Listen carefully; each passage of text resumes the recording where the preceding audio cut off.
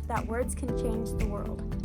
In computer science class, we learned Python commands sep and end. Yeah. So this week we learned about the Mongols, and we learned that they were pretty smart at empire building. They talked about how to build an empire. You usually need a technological advantage.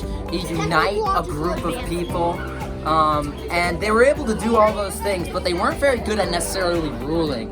They were pretty brutal, which made them pretty hated amongst the peoples that they conquered. That's what we learned about the Mongols.